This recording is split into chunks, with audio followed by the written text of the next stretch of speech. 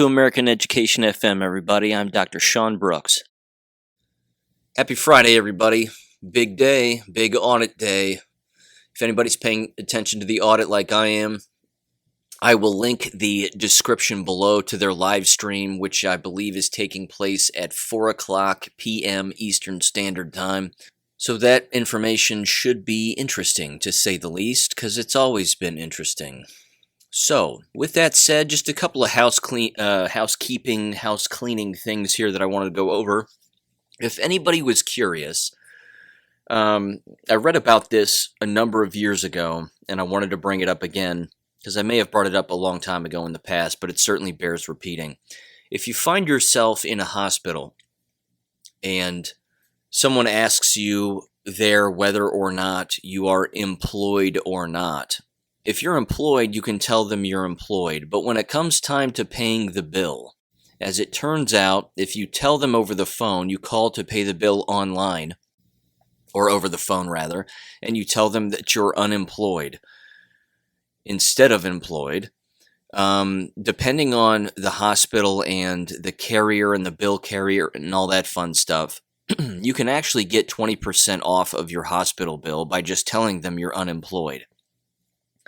So I can tell you that that's worked for me, and it's worked for countless people. So I'm throwing that out there.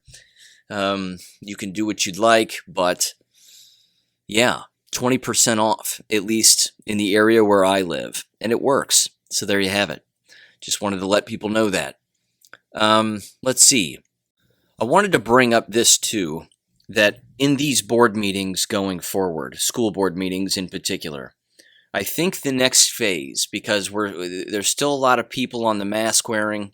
They've reverted back to the mask wearing. Very few people are talking about how the jabbed being around the unjabbed is really the health problem and really the health scare and really the biological weapon aspect of all of this, which again is going in one ear and out the other and right over the heads of countless individuals.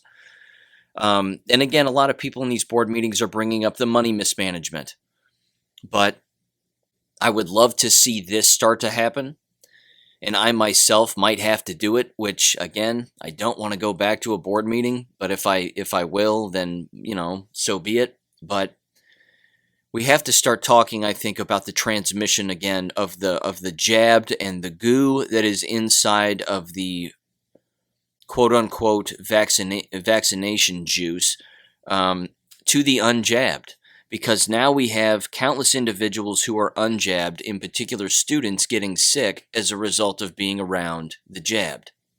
We have schools where approximately 80 to even 100% of the staff members are all walking around jabbed in these high-octane 4G, 5G locations, with all of the wireless technology and plugged-in technology and what have you. And it's inevitable that staff members who are unjabbed and students who are unjabbed are going to get sick.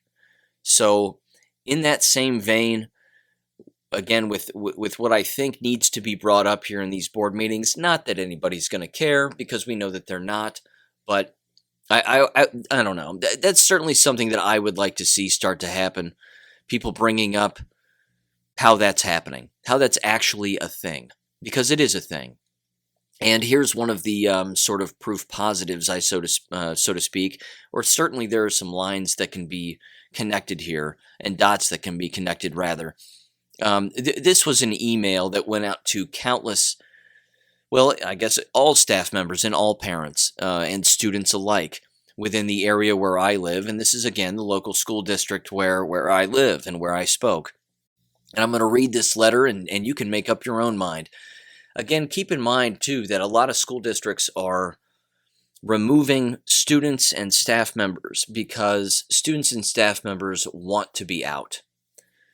And so I'm certain, as I've brought up in the past, many of them are falsifying these fraudulent tests that they're being forced to take. And you have a number of individuals, again, students and staff alike, who are simply playing the system. They're just playing the game, but using the game to their advantage so that they know that they can be quarantined, quote unquote, for at least 14 to 20 days. I mean, you're basically being given a 14 to 20 day vacation by playing this ridiculous game with fraudulent testing and jumping through the administrative hoops, not to mention administrators themselves taking full advantage of this system to either do this to themselves so that they get vacations or that they continue to get more state money and federal money, and then ultimately pocket that money based on either the number of people that are sick or the number of hoops that are jumped through with the mask wearing and the distancing and the whatever. So I would encourage people to, again, continue to think about it like this, because this has to be happening. You have, in the past, pre-2020, they would receive money for the number of students that were in their schools. That money would be taken away depending on the number of students that were disciplined, quote unquote, or found their way into in-school or out-of-school suspension or even expelled. That would mean, of course, that a student wasn't in a seat, so they would lose cash. But in this case, the entire thing has been flipped around. So now, if you have individuals that are out or individuals that are sick, they're getting more money. And again, as nefarious as that is, and as jacked up as that is, I have no doubt that that's taking place. So lots of different angles here, but again, the overall scope here is this. The school environment, both at the K-12 and university level, is the most unhealthy environment that exists. Physically, socially, mentally, emotionally, you name it. You have the vast majority of adults in these buildings jabbed to the bone. That's number one. Again, I'm repeating myself here, but bear with me. You have students walking around who are primarily unjabbed. However, if they're 12 years or over and they're chomping at the bit to get jabbed and their parents are lunatics and chomping at the bit for their children to get jabbed, then what do you have? You have endless individuals jabbed walking around the unjabbed. It's only inevitable that an unjabbed individual and a jabbed individual, regardless of age, are going to end up ill. The entire thing is caving in on itself. And I don't think there's any stopping it, and there are countless examples here that I'm going to bring up. So, back to this letter. Here it is, September 22nd, 2021. Quote, "Dear students, families, staff, and community members, we will close 8th grade at the Talawanda Middle School and all 8th grade extracurricular activities due to the large numbers of quarantines and positive COVID-19 cases from Thursday, September 23rd, 2021 through September 29th, 2021. Students would return to school on Thursday, September 30th, 2021, except for those students still in quarantine or isolation. Grades 6 and 7 remain open to in-person learning during this time.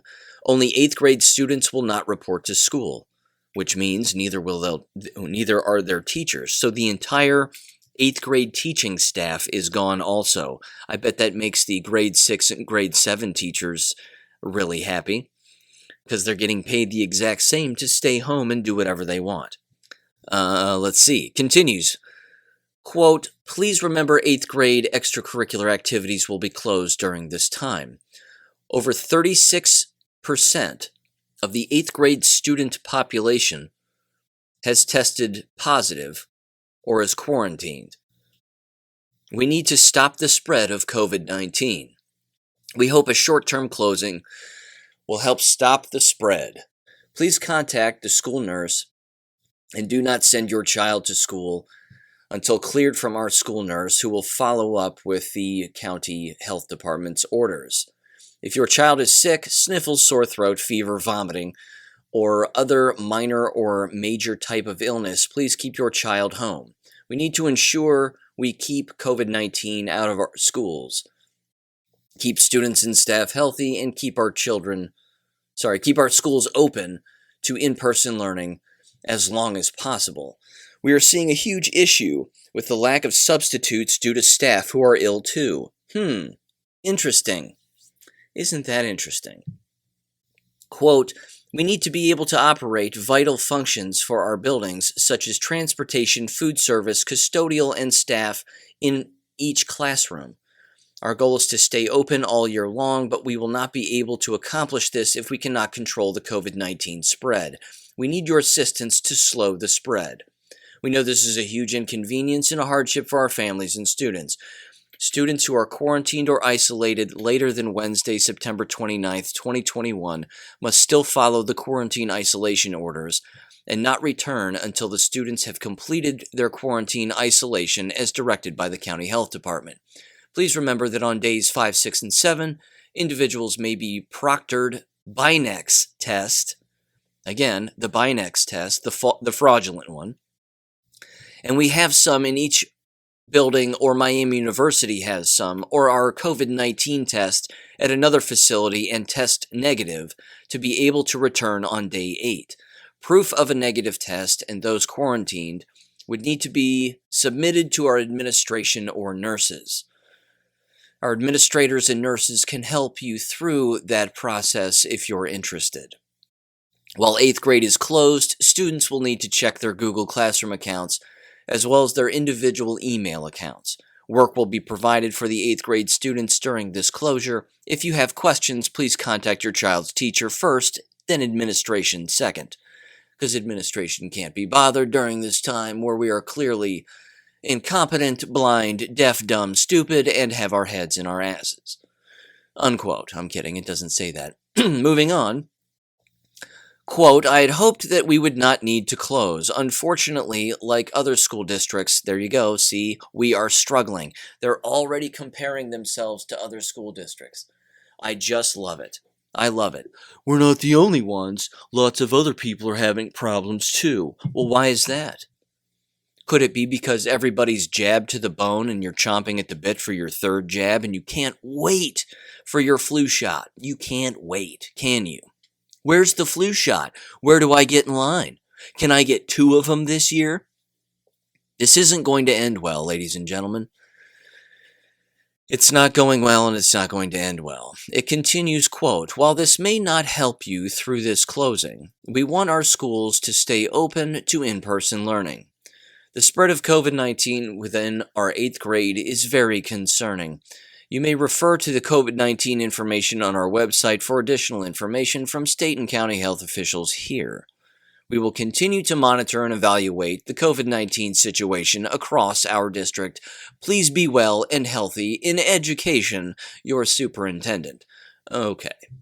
It's bursting at the seams. It's bursting at the seams here. So, for example, to continue to prove this horrific point that this is all a giant on purpose and people can't seem to figure out why. Quote from the Daily Beast, 29-year-old Kentucky teacher dies of COVID, becoming at least 41st educator in state lost to virus. Ladies and gentlemen, here's the kicker. And I'm just going to read this first paragraph. A 29-year-old math teacher in Kentucky has died just 2 weeks after testing positive for COVID-19. Joni Bartley, who taught math at Jenkins Middle High School, was described as a special person with a true heart of a teacher in a statement from the school district announcing her, quote, unexpected death. The statement made no mention of the coronavirus, but Superintendent Damian Johnson confirmed to the Lexington Herald Leader that Bartley was being treated for COVID. The young teacher had also taken to Facebook to reveal her diagnosis on September 6th, saying she had contracted the virus even though she was always careful and had been vaccinated. Was always careful and had been vaccinated. According to the educators group Kentucky 120 United, which tracks COVID deaths among teaching staff and pandemic-related safety measures in schools, Bartley had become at least the 41st teacher in Kentucky to succumb to the virus since 2020. That number is not going to get smaller. It's going to get bigger. In fact, I think in another article regarding her specific case, she said she was a rampant and staunch mask wearer. Very strict mask wearer. Wore 'em all the time. Here's another one who I'm sure was exactly the same. Can't make this up. This is her actual name. A retired Notre Dame professor by the name of Karen Croak Heisler, 67-year-old former Notre Dame professor, says, "Damn the unvaccinated," quote unquote. And she's dead 12 days after her third Pfizer mRNA injection. You just can't help these people. The brainwashing. I mean, it is incredible, is it not? It's incredible. Just right into the slaughterhouse. Can't wait to get my third. Fun fact, by the way, before I continue with her tweets, this Karen Croak gal, yes, her name is Karen, and she has croaked, and that is also her last name, with the last name Heisler as well. An individual who is running for school board, again, around where I live, is in the exact same situation. Doesn't understand why people aren't getting the jab. Believes it's the jabbed that are making, or that it's the unjabbed that are making the jabbed ill, and cannot wait to get his third shot. And ended one of his posts, which was sent my way by a friend, and it said, hashtag hit me with your best shot. These people, absolutely certifiable. So, she was living in Orlando, Karen Croak. Yeah. Becoming a pattern of quick deaths after the booster shots. So let's read through some of her tweets before we just continue on to something else here, because I've got tons to go over. Here's a tweet from her back on January 13th. Quote, "Just got my first dose of the vaccine. Never been happier to be old," quote unquote. "Now let's get these vaccines rolling for everyone!" Exclamation point. Then she continued, April 9th. Quote, "Neither John nor I had problems with second Pfizer shot, except a sore arm." March 13th. "If you have no intentions of wearing a mask or getting the vaccine, please stay home until you come to your senses. You have no right or freedom to endanger the lives of your family, friends, co-workers, health professionals, teachers, and your community. You are selfish," unquote. That was March 13th. Oh God, here's another one. She has her dog masked. This is awful. April 22nd. "So I had my last 4 puppy shots today. If I can get vaccinated, so can you. And please wear a mask." And it's her taking a picture of her beautiful dog,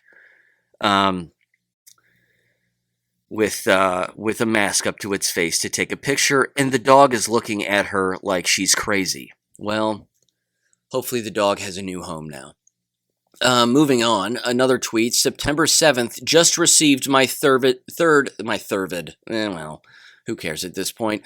Just received my third COVID vaccine." September 7th, and then, September 14th, she said this, "Welcome to the reality of the COVID crisis in Florida. My cardiologist tried to admit me to the hospital, but there are no rooms because of COVID. Had to go the ER route, or had to go ER route. Place is a teeming, and the waiting room stretches into hallways. Wait for some is 15 hours. Get the damn vaccine." And then a few hours later, "So still waiting to see the doc, although they have run tests. Still no room in hospital or an ER bay. Physician's assistant announcement just said ER could not accept more patients. This is a big hospital. Damn the unvaccinated. They have made life hell for a lot of people." And then an hour later, "Lots of sick people here aren't getting seen because of COVID patients, most of whom aren't vaccinated." How would she know that? She continued, quote, "They are taking beds away from heart and cancer patients. Look at the numbers." And then, good God, 5 days later, from someone, it says, quote, "This is the worst news I've gotten in a long time. Karen might have been the best professor I had at Notre Dame. She was instrumental in helping me start my career and remained a good friend and mentor for decades. My heart breaks for her and their sons. R.I.P. Karen. Just heard the horrible news. She's dead. I don't get it. I mean, I get it, but man, running around, poisoning yourself, screaming at the top of your lungs for people to poison themselves, and then dropping over dead and wondering why people are dropping over dead. That disconnect is absolutely incredible. I think it's incredible. So, yeah. Here's another one from earlier in the week. National File. Liberal teacher says she's quitting because MAGA students don't want to wear masks. Hurt her just by breathing. Again, these people are certifiable. They should be institutionalized. I don't know what else to say. Here's another one. This comes from Natural News from a few days ago. It says, quote, explosive public health data. 80% of COVID-19 deaths in August were vaccinated people. Shocking, said no one ever. Oh, man. Here's another one. Zero hedge. Again, the way that they're treating the unjabbed is an abomination. It really is. The constant pressure. I read a story again online the other day of a guy who's, again, anecdotal, anonymous, but he said his fiance got the jabs behind his back. They had talked about it, how poisonous they were. And she was feeling pressured to do it by their work, by her work in particular. And he said, look, I would have done anything legally, all the exemption forms, lawyers, money, you name it. He says, we wanted to have children. We wanted to get married. I don't know what to do now. She's jabbed, and I don't think I can have kids with her now. People are not thinking. They are not thinking. And damn the media. I mean, damn them to hell, because they are not bringing up any of this, any of these facts, which is why they have got to cease to exist in the future. They have to cease to exist. Again, zero hedge. Louisiana State University begins disenrolling students not compliant with vaccine rules. They're just receiving emails and letters in the mail that are saying, you haven't tested, or you are testing, but you're testing positive, or you're testing negative, but we noticed that you haven't taken the jabs, so we're disenrolling you from these classes, and we're taking the money, and you're just stuck with it, and that's the way that it's going to be. Again, the sheer coercion has got to be illegal at this point. I was just told that there's a vaccination bus here at the local university where I live. I'm telling you what, I'm real close to taking my little hidden camera and heading over there with the list from the FDA that shows all the adverse reactions, including death, and then simply asking them if they're providing informed consent or if they're just jabbing them.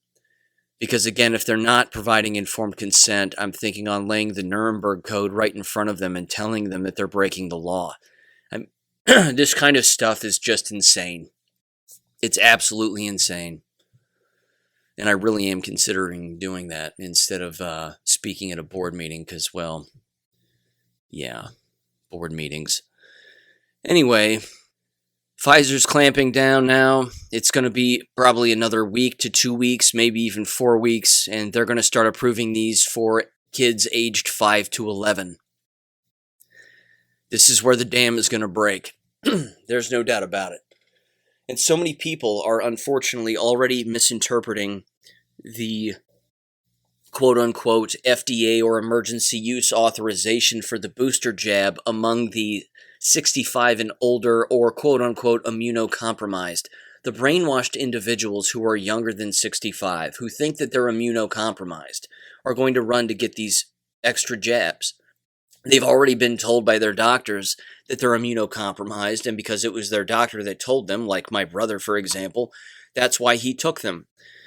I have no doubt that He'll put on his fluoride face, which is what I call it, and he'll probably run out and get the third jab. So who knows? Maybe younger brother's going to have a little chatty chat with the older brother who he doesn't talk to anymore. We'll see. Time will tell on that one. But I'm not I'm not going to let them jab their kids. That's where they're going to get a little special visit from me. I'm certain of it. So with that said, here's the devil himself having a nice little laugh and a chuckle with Hallie Jackson, who is also a horrible, horrible human being. And just listen to the glee in their voice. Oh, we're just, it's probably going to happen. You're trying to catch me in some political trick on some date. Ha ha ha. Let's just joke about people's lives and the fact that this is a bioweapon and it's killing people, no big deal. And we keep hearing from officials in the administration, yourself and others, that you're confident about a vaccine for kids ages 5 to 11 this fall. Can you say with some level of confidence that you think there will be that vaccine available before Halloween? You're trying to get me in trouble by pinning a date. I'm not. I'm asking your level of confidence before Halloween. I think Halloween's what, October 31st? Is that Yep. what it is? Yeah, Mhm. I think there's a really good chance it will be before Halloween. Yeah. Okay, and you're pretty confident about that. It depends on what you mean by pretty confident. I believe there's a reasonably good chance that it will All be. right. The two of them, individually and collectively, make me sick. They just make me sick. Smiles from ear to ear. Ha ha ha, when are we going to get these in kids? Ha ha ha, can't wait. Ha ha ha. These people are not well. They are not well. Now again, consider the entire landscape. An American K-12 school with ages 5 through 18 jabbed. All staff members jabbed. 5G environment. Radiation devices in their pockets, walking around with radiation devices. Talk about taking what was supposed to be apparently a slow walk, slow kill, and turning this into a fast walk, fast kill. It's absolutely incredible that people cannot see this and can't see this for being completely abnormal and inhuman, I might add. That part of it will continue to prove that this is a spiritual war beyond any doubt whatsoever. There is not going to be a more unhealthy environment because, again, the parents jabbing their children have already been jabbed themselves. I don't know any parents that aren't. I just don't know any parents that wouldn't take the jabs themselves and then jab their children instead of themselves. Although there probably are some parents out there that would do that because they unfortunately, and again, it's murder and this is horrific, but they probably view their children as being an inconvenience. And so they know that these jabs are dangerous, but they're going to convince their children that it's the healthy thing to do. And yes, I know this is sad and horrible, but on the spectrum of insanity and on the entire spectrum of the mind frame of a human being in today's time, you know that is one of the slots that exists, one of those little notches that exists in the spectrum, is that there are parents who are unjabbed jabbing their children. But you also know that the vast majority of the jabbed parents are jabbing their children.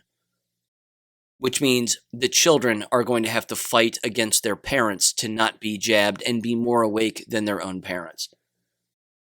And again, I've brought this up in the past too, and Dr. Robin McCutcheon, by the way, is going to be joining me next week as well to talk about Marshall University, the economy. We're going to be talking about education, the jab, a lot of different things. The last time she was on, we brought this up. The number of parentless families that are going to exist in the future is going to be awful. It's just going to be awful. And then, of course, if the children survive and they've been jabbed, I don't know. It's only a matter of time, I guess, for them. The whole thing is awful, and I know it's morbid, but man, it's not going to get better. I do want to bring this up because I actually wanted to bring this up a while back, but ironically enough, this happened earlier this week. So, if anybody's curious, as I consistently am, as to what the numbskulls in higher education are actually writing about these days, because we know that they're jabbed to the bone and they have sponges for brains that are filled with mad cow disease and whatever else as a result of the jabs, clearly. Not to mention they're Marxist lunatics for the most part. With that said, I'm always curious as to what they're researching. Because as I've said in the past, the only thing that anybody at this stage of the game needs to be researching in higher ed, in particular in education, is how poisonous these environments are, how no learning is taking place, how it's complete psychological warfare, combined with brainwashing and apparently addiction to poisonous shots. But unfortunately, that's not what's being written about. In fact, it's probably the exact opposite and a number of other completely irrelevant things. So, I thought to myself a while back, I wonder what the American Educational Research Association, which is the largest educational research association that exists in the world for the most part, certainly in the United States, what is it that they are publishing? What are the titles of the articles that they're publishing? So as I was rolling this around in my mind, all of the mind-reading devices that exist, like the cell phone and email, I ended up getting an email from Sage Publication. And Sage Publication is also a massive publication outlet. They publish academic books, lots of other books, and they also have academic journals. One of their online journals and sort of quick read, quick evaluation journals is referred to as Sage Open. And AERA also has the exact same kind of journal. Now, these organizations have lots of different journals, but this is just one of them. AERA also has AERA Open. So again, it's a fast response, sort of quick turnover rate, allegedly, on particular articles that they're seeking to get published. And all they do is send you the abstract. So I got an email from Sage Open, and they said, hey, based on your qualifications, we noticed that you might want to review a Sage Open article for us. And I don't know why they thought that. I've never showed any interest in reviewing an article for Sage, although I have and do review articles for other people. The sad part, although I'm not doing it anymore, is that, and it's not really sad even, it's a convenience that I don't have to do it anymore. The entire aspect again of writing or reviewing research is irrelevant at this point. It's completely gone. There's almost no point in doing it. So anyway, Sage Open sent me an email, and here's what they said, and I'm going to read this. And they sent me an abstract of an article that they wanted me to review and then provide my quick 2 cents. And by the way, the evaluation process is quite literally this simple. You click a link for one of the below sort of grades or grade markers. The first one is agreed. The second one is declined, which means abstract indicates poor study quality. The third one is declined, which indicates abstract indicates poor language quality. The fourth one is declined, which is not my field. And then the fifth one is declined to indicate that the person doesn't have time to actually review the article. If you don't have time to review an abstract that's approximately 3 paragraphs long, I mean, I don't know what's wrong with you, but anyway. So here's the article, the title, and the abstract that they wanted me to review. And you'll take a guess as to how I graded it and which of those boxes I checked and then promptly sent back. It says manuscript details, quote, the title, Application of Artificial Neural Network to Compare the Influence of Knowledge, Education, and Economics on Public Health. Seems rather benign, potentially, except if you know anything about transhumanism, and you know anything about creating the Internet of Things, and hooking the brain to everything, including your jab status, then immediately you should be suspicious of this. So here's the abstract. It says, quote, there should be a strong relationship between knowledge creation, knowledge dissemination, income, gross domestic products, the internet, and public health. That's the first sentence. Again, think transhumanism, think Internet of Things. It continues, but few studies have systematically investigated their influence on life expectancy. A neural network model based on a multi-layer perceptron procedure has been used to analyze the data. Life expectancies in the United States, Germany, India, and China were predicted by using artificial neural networks. It proved that articles published in journals or conferences in the USA, Germany, India, and China that indexed the SCIE, SSCI, and CPCI-S.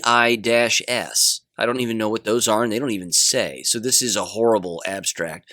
Continues, have a larger contribution to public health. Again, in an abstract, you're supposed to specify what those are, but whatever. It continues, life expectancy can be well predicted by artificial neural networks for Germany, India, and China. That the increases in economic development beyond a threshold of basic needs do not lead to further increases in well-being, and there are complex interrelationships between natural and social spheres could be the reason why there is the deviance in the model for the United States. Scholarly publishing, education, income, economic development, the internet, the immunization, they say, have a similarly important effect on public health. Scholarly publishing is helpful to public health because public health could be improved via continuing to learn knowledge published in journals and conferences. Approaches, mixed methods, artificial neural network, and the region of focus is China. This entire abstract is poorly written. That's number one. Number two, the study is horrific because it has to do with tying in neural networks, i.e. your brain, to everything, to your income, to the internet, to immunizations, and how all of that needs to be hooked together in order to determine life expectancy or control life expectancy. Which one is it? They don't specify. It's terrifying. And so I said, declined.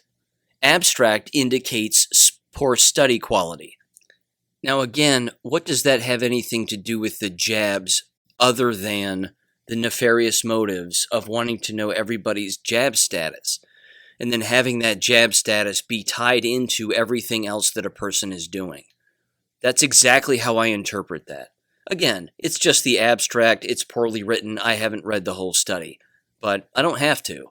I get it. I mean, this is one of the horrible, horrible things about titles. And titles of anything, frankly. If the title isn't crystal clear as to what you're trying to accomplish, then you're misleading the reader. And that's unethical. It's unethical.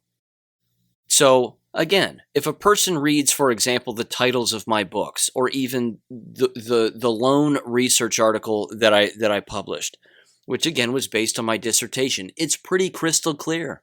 It's pretty clear. Now, you would think, as I've said in the past, that the most ethical people would be researching and doing nothing but researching, potentially homeschooling and the rapid increase in homeschooling, what's happening with the jabbed, all the bad policies that exist in schools regarding the jabbed, which, by the way, fun fact, I have yet to hear back from this conference that I applied to back in the spring, and then they kept extending the date because they couldn't get people to submit abstracts. I submitted one, and it had everything to do with the rise in homeschooling and how the K-12 environment is now the most unhealthy, violent environment that exists in America.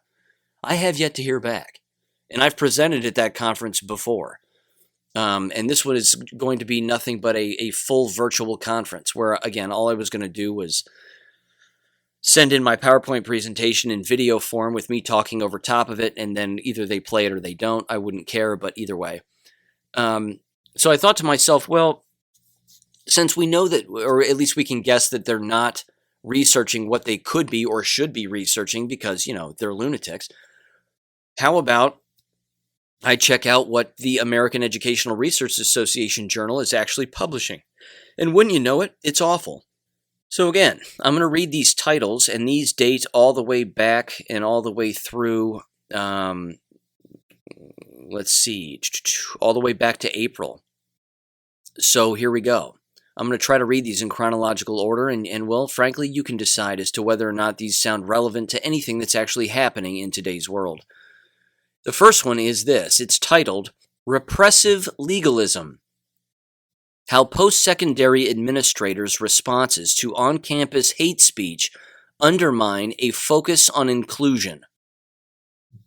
That's the first one. And that one is set to be published in October. Again, you can't make, these people are not well. Here's another one. Quote, how do parents evaluate and select schools? Evidence from a survey experience. You know what? I almost want to read that abstract. Okay, let's read this abstract. Quote, as parents are increasingly given flexibility to enroll their children in a school of their choice, understanding parents' preference for school qualities is essential. Using a randomized survey experiment, the study adds to the existing literature by assessing parents' preferences in a controlled environment where they can be isolated from information, asymmetries, and constraints. Results suggest that the achievement matters of parents, but status matters more. That achievement matters to parents, but status matters more when evaluating quality, and growth matters more when choosing between schools. Additionally, student demographics affect both parents' perception of school quality and their likelihood of selecting into a school. This article has important implications for the theory of practice of accountability as it offers new insights on parents' latent preferences for school qualities. You mean to tell me that parents care about their academic success of their students and their children? No, that's impossible. But you know that somewhere in their article they say something about the kind of individual that shows up to their school. You know that there's got to be some kind of a racist slant to it somehow, because they did say demographics. Well, we can't have them around minorities because they won't achieve. It's ridiculous. Anyway, here's another one. Good God. Quote, a replicable identity-based intervention reduces the black-white suppression gap at scale. Unquote. That's a title of one. It's an actual published article. Here's another one. The Special Olympics Unified Champion Schools Program and High School Completion. Because that matters to somebody. Again, at this stage of the game, if people can't see the landscape clearly, and we know that they can't, which, by the way, this has been brought up in the past, too, by countless medical professionals, and I even mentioned it on earlier episodes, the business of mad cow disease in the jabbed. If we have 80 to 100% of academics, quote-unquote, all jabbed, the titles of these articles and the quality of any research that's taking place going forward is going to get worse, because you're going to have the mush-brained evaluating the mush-brained. And that's going to be passed off as normal. It's already that way. These articles, by and large, are unreadable because it has nothing to do with anything that's actually happening. People are getting jabbed, they're being coerced, bribed, threatened. That should be a research article. What about the perceptions of students regarding their jab status and their university requirements for being jabbed? Seems like another viable research article, does it not? What about staff perceptions of they being themselves being jabbed, their fellow faculty being jabbed, and students being jabbed? I mean, let's go in and and conduct some actual research where we get to go face to face with the absolute brainwashed. It's a perfect research environment now. It actually is a perfect research environment because you don't have to walk into a mental institution to actually interview the mentally ill. You can just walk into a school now and say, "Hey, professor, do you want to participate in a research study? You can put it on your resume." And they go, "Yeah." And then they have no idea that you're asking them open-ended questions on what they think about all of those things as they sit there jabbed to the bone, staring at their phone, probably counting down the days to where they get their third booster or their fourth or fifth booster. I mean, God, I'll tell you what, to have access to an IRB board right now, if it were me and I had access to one as a faculty member, the research that I would conduct would be, I think it would be incredible. And I'm tooting my own horn here because that's exactly what I would do. I would introduce myself. I'd make sure to stay, somewhat of a distance away from them so they don't radiate on me and I don't start glowing. But to be in a room with them and to ask them such questions and listen, because again, the research bias on my part would be beyond evident. Everybody would understand that. I'd be like, oh, you have no idea what questions I'm going to ask you. But they would sit there and they'd be so gleeful, I'm certain. Although maybe some of them wouldn't, but you know that a vast majority of them would. I've read you the examples in the past of the college professors that are jabbed, that are wearing masks, and are shocked that their students are not, and that it actually makes them uncomfortable as a jabbed, masked professor to have students in their room who are not wearing masks because it's they who are putting people in danger. I mean, to talk with that person and to just ask them a dozen questions, qualitative reasoning and analysis. And again, to even to have the recording and to transcribe it verbatim. Oh, I miss doing it so much. I would love to do it. Damn it. I would just love to do it. It would bring me such glee because, and not in a sick, sadistic kind of way, but it would really shine a light on how these people aren't well. They're not getting better. They're going to get worse. The environment is crumbling. Nothing can save it. And they're doing whatever they can to rationalize their participation in what they're doing. And to finally ask them a simple question like this. The last question might go something like this. Thank you for your participation. I have one final question. Do you see things going back to the way that they were, say, in 2019 or even 2018 or 2017? Do you think that that's going to happen? If I were to ask an open-ended question like that, I almost guarantee that one of the first things that would fly out of their mouth would be this. They would say, well, we certainly could if everybody got vaccinated. You know that you would hear that. You know that they would say that. That's how ill they are. That's how not well they are.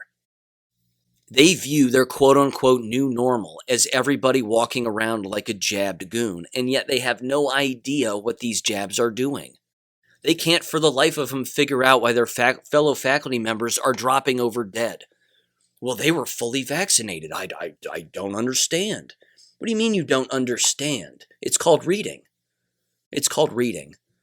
But when it bumps up against their own cognitive dissonance, they are caught between a rock and a hard place. And much like the professor I mentioned earlier who was retired, cursing the unjabbed right to her death. And the truth was right in front of her face. Now, I hope she's in heaven, I really do. But if I had to take a guess, I bet she had to sit at the kids' table in heaven, and the only thing that's being fed over there for the jabbed, who are doing nothing but mocking the unjabbed, the only meal that's being served is humble pie and crow. That has to be it. At least give them one serving of crow and humble pie, please. Just one serving.